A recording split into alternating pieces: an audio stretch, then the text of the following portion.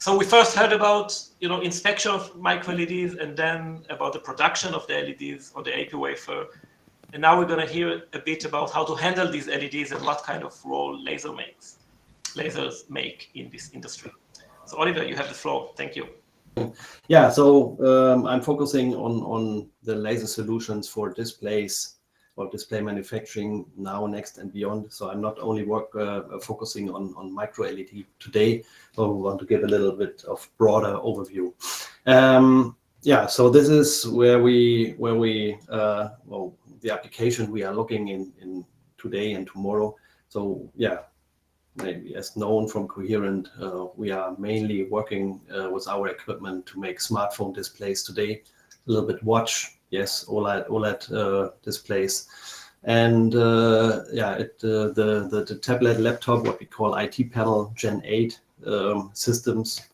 I think we announced that we had gained a first order from a Chinese manufacturer for the first Gen 8 OLED fab.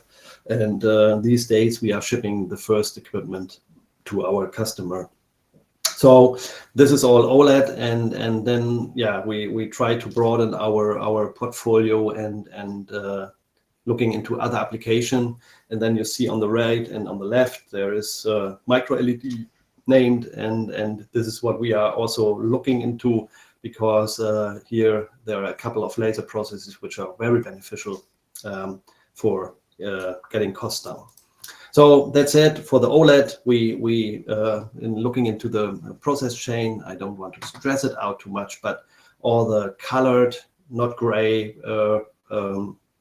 bars are where we are playing. So of course we have the big systems for making the LTPS backplane, which is yeah, the only solution today for high mobility polysilicon backplane.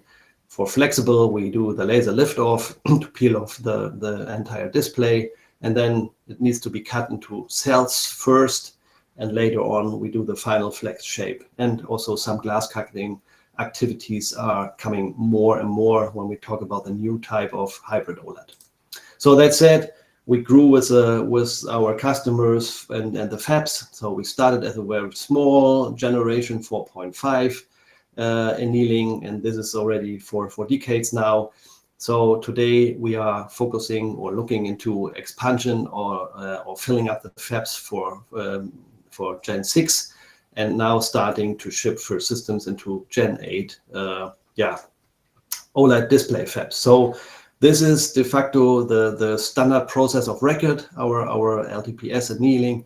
And we see a lot of course, OLED, but when you go to trade shows or product launches, you see also for larger displays, larger means automotive and larger tiles, also for micro LEDs, most of the backplanes today are based on LTPS. So to scale it further, the economy of scale can be reached by going to Gen 8 formats. And yeah, also the good news is that all display makers, or almost all display makers, have access to LTPS systems, so they can tweak their circuits to make also micro LED backplanes.